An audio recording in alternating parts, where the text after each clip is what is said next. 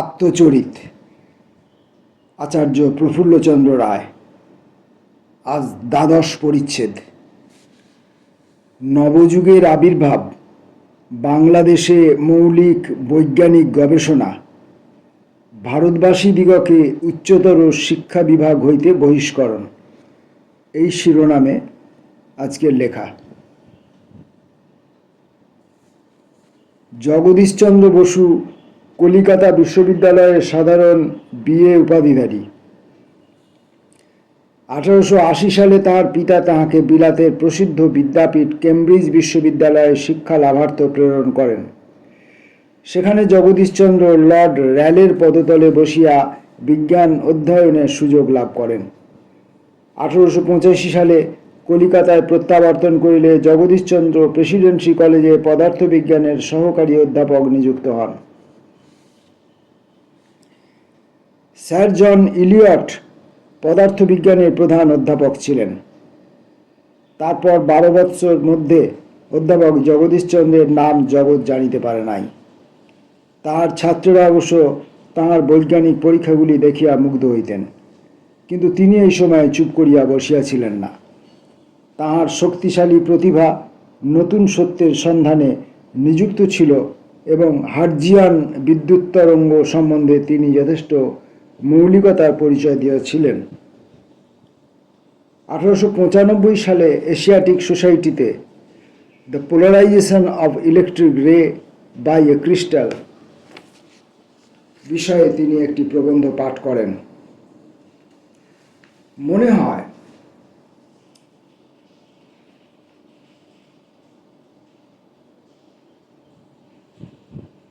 এই নতুন গবেষণার মূল্য তিনি তখনও ভালো বুঝিতে পারেন নাই। এই প্রবন্ধ পুনর্মুদ্রিত করিয়া লর্ড র্যালে ও লর্ড কেলভিনের নিকট প্রেরিত হয়। পদার্থবিজ্ঞানের এই দুই বিখ্যাত আচার্য বসুর গবেষণার মূল্য বুঝিতে পারেন এবং লর্ড র্যালে ইলেকট্রিশিয়ান পত্রে উহা প্রকাশ করেন। লর্ড কেলভিনও বসুর উচ্চ প্রশংসা করিয়া মন্তব্য করেন। এই সময়ে আমিও মার্কিউরাস নাইট্রাইট সম্বন্ধে নতুন আবিষ্কার করি এবং ওই সম্বন্ধে একটি প্রবন্ধ 1895 সালে এশিয়াটিক সোসাইটিতে প্রেরিত হয়। পূর্বেই বলিয়াছি, বসু সম্পূর্ণ অজ্ঞাতপূর্ব একটি আবিষ্কার করিয়াছিলেন এবং প্রথম পথ প্রদর্শকের ন্যায় প্রভূত খ্যাতিও লাভ করিয়াছিলেন। তিনি এই বিষয়ে একটির পর একটি নতুন প্রবন্ধ লিখিতে লাগিলেন। অধিকাংশই লন্ডনের রয়্যাল সোসাইটির কার্যবিবরণে প্রকাশিত হইয়াছিল। তাহার যশ এখন সুপ্রতিষ্ঠিত হইল। বাংলা গভর্নমেন্ট তাহাকে ইউরোপে পাঠাইলেন। 1897 সালে ব্রিটিশ অ্যাসোসিয়েশন সভায় তিনি তাহার গবেষণাগারে নির্মিত ক্ষুদ্র যন্ত্রটি প্রদর্শন করিলেন। তখন বৈজ্ঞানিক জগতে অপূর্ব সাড়া পড়িয়া গেল। এই যন্ত্র দ্বারা তিনি বৈদ্যুতিক তরঙ্গের গতি ও প্রকৃতি নির্ণয় করিতেন। বসু পরে উদ্ভিদের শরীরতত্ত্ব সম্বন্ধে যে গবেষণা করেন অথবা জড়জগৎ সম্বন্ধে যে যুগান্তকারী সত্য আবিষ্কার করেন, তৎসম্বন্ধে বিস্তৃতভাবে বলিবার স্থান এ নহে। সে বিষয়ে কিছু বলিবার যোগ্যতাও আমার নাই।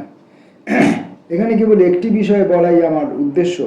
ভারতীয় বৈজ্ঞানিকের অপূর্ব আবিষ্কার বৈজ্ঞানিক জগৎ কর্তৃক কিভাবে স্বীকৃত হইয়াছিল এবং নব্য বাংলার মনের উপর তাহা কিরূপ প্রভাব বিস্তার করিয়াছিল।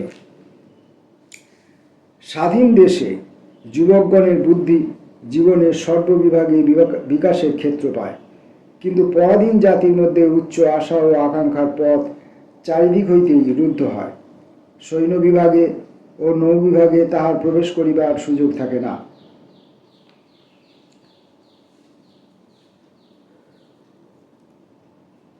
বাংলার মস্তিষ্ক এ পর্যন্ত কেবল আইন ব্যবসায় স্ফূর্তি লাভ করিবার সুযোগ পাইয়াছিল। সেই কারণে বাঙালিদের মধ্যে বড় বড় আইনজ্ঞের উদ্ভব হইয়াছিল, যাহারা নব্য ন্যায়ের জন্ম দিয়াছিলেন এবং তর্কশাস্ত্রের সূক্ষ্মাতিসূক্ষ্ম বিশ্লেষণে অসাধারণ কৃতিত্ব প্রদর্শন করিয়াছিলেন।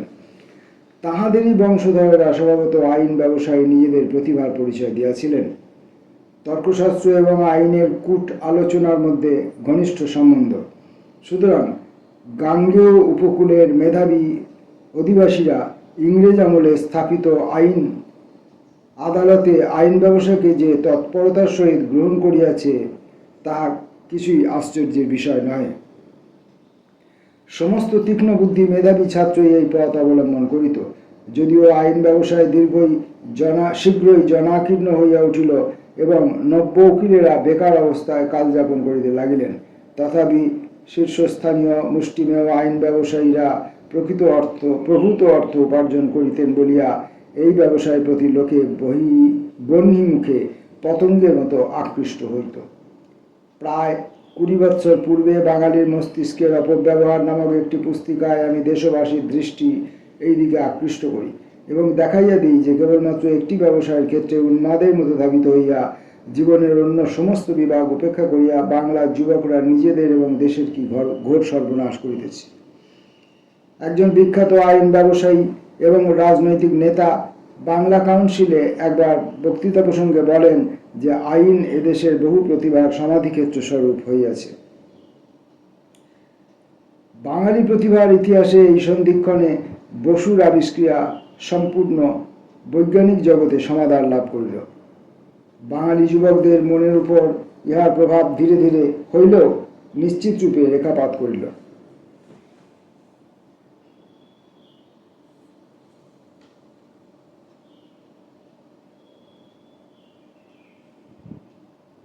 এযাবৎ উচ্চাকাঙ্ক্ষী যুবকরা শিক্ষা বিভাগকে পরিহার করিয়াই চলিত। শিক্ষা বিভাগের উচ্চস্তর ইউরোপীয়দের একচেটিয়া ছিল। 2-1 ব্রিটিশ বিশ্ববিদ্যালয়ের ডিগ্রিধারী প্রসিদ্ধ ভারতীয় প্রাণপণ চেষ্টা করিয়া উহাতে প্রবেশ করিতে সমর্থ হইয়াছিলেন। শিক্ষা বিভাগকে এখন পুনর্গঠন করা হইল এবং একটি স্বতন্ত্র নিম্নস্তরের শাখা ভারতবাসীদের জন্য সৃষ্টি হইল, কিন্তু উচ্চস্তর কার্যত ইউরোপীয়দের জন্যই সংরক্ষিত থাকিল। ইহার ফলে প্রতিভাশালী মেধাবী ভারতবাসীরা শিক্ষা বিভাগ যথাসাধ্য বর্জন করিতে লাগিল। আমি এখানে একটি দৃষ্টান্ত উল্লেখ করিব। আশুতোষ মুখোপাধ্যায় বিশ্ববিদ্যালয়ের অসাধারণ কৃতি ছাত্র ছিলেন। অল্প বয়সেই গণিত শাস্ত্রে তিনি প্রতিভার পরিচয় দেন। সেই কারণে শিক্ষা বিভাগের ডিরেক্টর স্যার আলফ্রেড ক্রাফট তাঁকে ডাকিয়া একটি সহকারী অধ্যাপকের পদ দিতে চাহেন। উহার বেতন মাসিক 200 হইতে 250 টাকা। স্থানীয় গভর্নমেন্টের উপর বেশি মঞ্জুর করিবার ক্ষমতা ছিল না। আশুতোষ যদি মুহূর্তের দৌর্বল্যে এই পদ গ্রহণ করিতেন তবে তাহার ভবিষ্যৎ উন্নতির পথ রুদ্ধ হইত। তিনি যথানিয়মে প্রাদেশিক সার্ভিসের উচ্চতম স্তর পর্যন্ত উঠিতে পারিতেন। 25 বৎসর কাজ করিবার পর মাসিক 700-800 টাকা মাইনা হইত, কিন্তু বেতনের পরিমাণ এখানে বিবেচনার বিষয় নয়। সরকারি কর্মচারী হিসাবে তার স্বাধীনতা প্রথম হইতে সংকুচিত হইত এবং প্রতিভা বিকাশের উপযুক্ত সুযোগ মিলিত না। পরবর্তী জীবনে তিনি যে পৌরুষ ও তেজস্বিতার পরিচয় দিয়েছিলেন তা অঙ্কুরেই বিনষ্ট হইত। বর্তমানে আমাদের বিশ্ববিদ্যালয় আমলাতন্ত্রের প্রভাব হইতে যেটুকু স্বাতন্ত্র্য ভোগ করিতেছে তাহা ভবিষ্যতের স্বপ্নে পর্যবেসিত হইত। বিজ্ঞান কলেজ, কলিকাতা বিশ্ববিদ্যালয়ের বৈশিষ্ট্য, পোস্ট গ্রাজুয়েট বিভাগ এ সমস্ত সম্ভবপর হইত না। 1896 সালে কলিকাতায় ভারতীয় জাতীয় মহাসমিতির দ্বাদশ অধিবেশন হয়। উহাতে স্বর্গীয় আনন্দমোহন বসু নিম্নলিখিত প্রস্তাব উপস্থিত করেন। এই কংগ্রেস ভারত সচিবের অনুমোদিত শিক্ষা বিভাগের পুনর্গঠন ব্যবস্থার প্রতিবাদ করিতেছে, যেহেতু ইহার উদ্দেশ্য ভারতবাসীকে শিক্ষা বিভাগের উচ্চ স্তর হইতে বঞ্চিত করা। আনন্দমোহন এই প্রস্তাব উপলক্ষে যে সারগর্ভ বক্তৃতা করেন তার সংক্ষিপ্ত অনুবাদ দিতেছি। এই প্রস্তাবের প্রবর্তক দিগকে আমি বলিতে চাই যে তাহারা অত্যন্ত অসময়ে দেশের শিক্ষা বিভাগে এইরূপ অধোগতিসূচক নীতি অবলম্বন করিয়াছেন। যদি মহারানীর ঘোষণার মহৎ বাণী অবজ্ঞা করিতেই হয়, জাতি বর্ণ নির্বিশেষে সকল প্রজার প্রতি সমব্যবহার করিবার যে প্রতিশ্রুতি তিনি দিয়াছেন তাহা যদি ভঙ্গ করিতেই হয়, তাহলে তাহার রাজত্বের ৬০তম বার্ষিক উৎসবের বৎসরে উহা করা উচিত ছিল না। মহারানীর উদার সুশাসনের ৬০তম বর্ষে এই নিকৃষ্ট নীতি প্রবর্তন করা অত্যন্ত অদূরদর্শিতার কাজ হইবে। আরেকটি কারণে আমি বলিতেছি, এই বৎসরে এরূপ অশোভন চেষ্টা করা তাহাদের পক্ষে উচিত হয় নাই। লন্ডন টাইমস সেদিন বলিয়াছিলেন, 1896 সাল ভারতের প্রতিভার ইতিহাসে নবযুগের সূচনা করিয়াছে।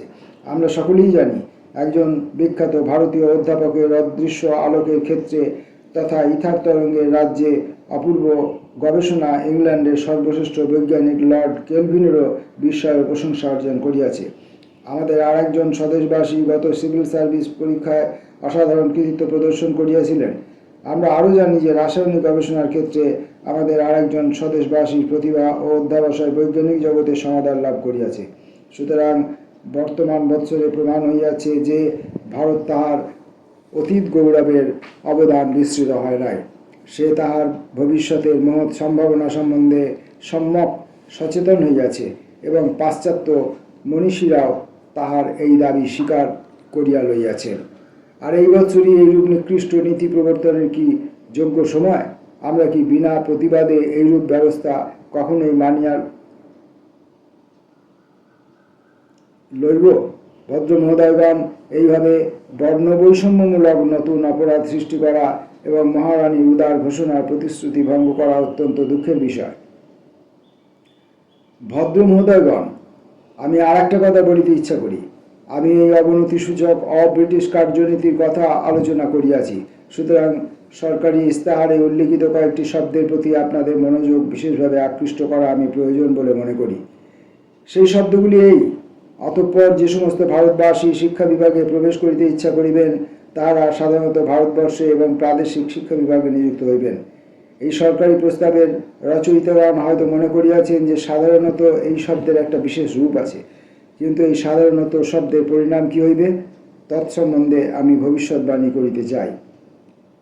আমি যে ভবিষ্যৎবাণীর শক্তি পাইয়াছি তাহা নহে, কিন্তু অতীতের অভিজ্ঞতা হইতেই ভবিষ্যৎ অনুমান করা যায় এবং অজ্ঞাত বিষয় স্পষ্ট হইয়া ওঠে।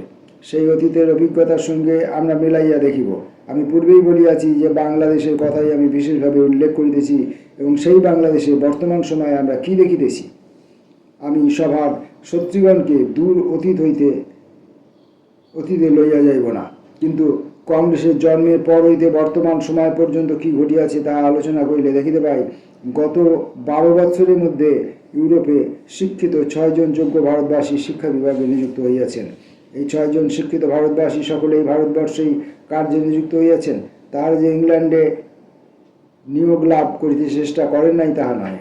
এই 6 জন ভারতবাসী ব্রিটিশ ও স্কচ বিশ্ববিদ্যালয় সমূহে উপাধি লাভ করিয়া এবং বিশেষ যোগ্যতার পরিচয় দিয়া ইংল্যান্ডে ভারত সচিবের দপ্তর হইতে নিয়োগ লাভ করিতে প্রাণপণ চেষ্টা করিয়াছিলেন।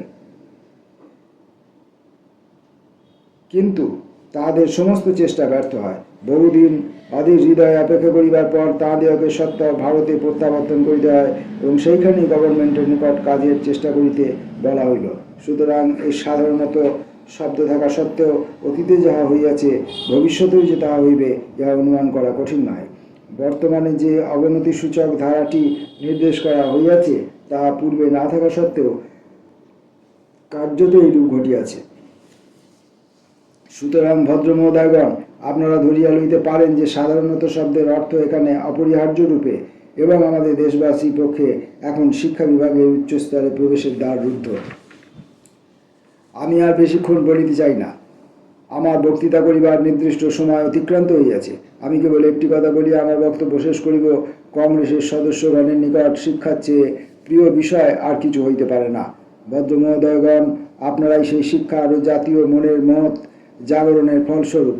ইহা কি সম্ভব যে আমাদের ভারত ও ইংল্যান্ডস্থিত বন্ধুদের তথা সকল স্থানের মানব সভ্যতার উন্নতিকামীগণের সাহায্যে আমাদের স্বদেশবাসীগণ শিক্ষা বিভাগে উচ্চস্তর হইতে বহিষ্কৃত না হয়, তজ্জন্য আপনারা যথাসাধ্য চেষ্টা করিবেন না? ভারতীয় সিভিল সার্ভিসে ভারতবাসীদের নিয়োগের বিরুদ্ধে যে সমস্ত কথা বলা হইয়া থাকে, সত্য হোক মিথ্যা হোক, সেই সমস্ত কথা শিক্ষা বিভাগের সম্বন্ধে খাটে না। সুতরাং এই ব্যাপক বহিষ্কার নীতির পক্ষে কি যুক্তি থাকিতে পারে?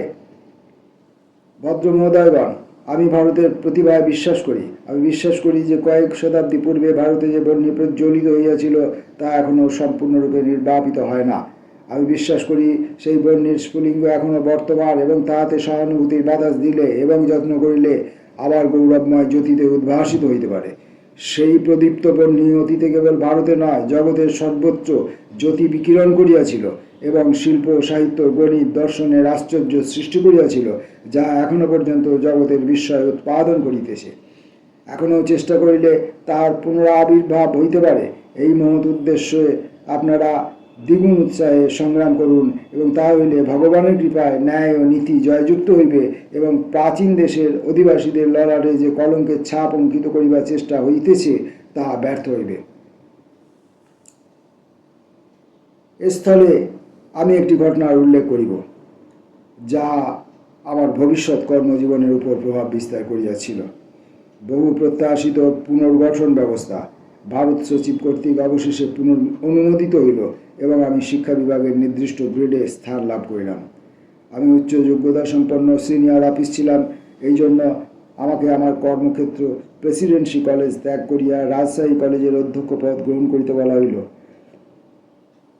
একটি প্রথম শ্রেণীর কলেজের অধ্যক্ষ পদ এবং বিনা ভাড়ায় কলেজের সংলগ্ন প্রশস্ত আবাসবাটি অনেকের পক্ষে লোভনীয়।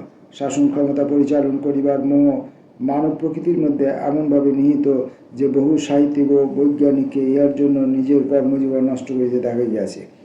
তৎকালে মফস্বল কলেজগুলিতে গবেষণা করিবার উপযুক্ত ল্যাবরেটরি যন্ত্রপাতি বিশেষ কিছু ছিল না। তাছাড়া রাজধানীর বাইরে বিদ্যার আবেষ্টনী বলিতে যা বুঝায় তাহা ছিল না। আমি তখন হিন্দু রসায়ন শাস্ত্রের ইতিহাসের জন্য উপাদান ও তথ্য সংগ্রহে ব্যাপৃত ছিলাম।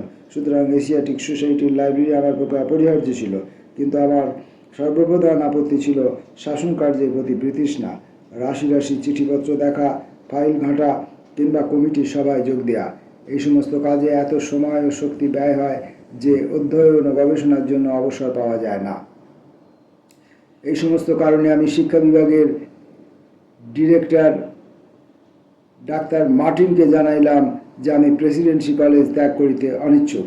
এখানে বরং আমি জুনিয়র অধ্যাপক রূপে সানন্দে কাজ করিব। আমার অনুরোধে ফল হইল, কয়েকদিন পরেই কলিকাতা গেজেটে নিম্নলিখিত বিজ্ঞপ্তি প্রকাশিত হইল। ডাক্তার মার্টিন মনে করেন যে এই প্রস্তাব অনুমোদিত হইলে তার পরিণাম অপ্রীতিকর হইবে। তিনি ডাক্তার পিসি রায়কে ডাকিয়া বলিয়াছিলেন যে তাহাকে প্রেসিডেন্সি কলেজ ত্যাগ করিতে হইবে। এই সংবাদে ডাক্তার রায় শঙ্কিত হইলেন, এবং ডাক্তার মার্টিন জানেন যে ডাক্তার রায় একজন প্রথিতযশা রাসায়নিক এবং প্রেসিডেন্সি কলেজে গবেষণায় ব্যাপৃত আছেন। সুতরাং সমস্ত অবস্থা বিবেচনা করিয়া তিনি এই প্রস্তাব পরিত্যাগ করাই সমীচীন মনে করেন। লেফটেন্যান্ট গভর্নরও মনে করেন যে কয়েকজন কর্মচারীর পক্ষে কোনো বাধা ধরা নিয়ম প্রয়োগ করা সঙ্গত হইবে না। গভর্নমেন্টের উপর প্রস্তাব 1244 নম্বর তারিখ 26/3/1897। আমি পূর্বেই বলিয়াছি যে আমাদের শ্রেষ্ঠ যুবকগণ আইন ব্যবসায়ী নিজেদের আশা আকাঙ্ক্ষা পূর্ণ করিবার স্বপ্ন দেখিতেছিলেন, কিন্তু আইন ব্যবসায়ে লোকের ভিড় অত্যন্ত বাড়িয়া যাইতেছিল, এবং তাহাতে সাফল্য লাভের আশা খুব কমই ছিল। যদিও বৈষয়িক হিসাবে শিক্ষা বিভাগে ঐশ্বর্যের স্বপ্ন দেখিবার সুযোগ ছিল না, তা হইল এখন প্রমাণিত হইল যে কোনো একটি বিজ্ঞানের ঐকান্তিক সাধনার ফলে নতুন সত্যের আবিষ্কার এবং যশলাভ করা যাইতে পারে। দ্বাদশ পরিচ্ছেদ এখানেই সম্পূর্ণ হলো। আসব পরের দিন পরবর্তী পাঠে। ততক্ষণের জন্য নমস্কার।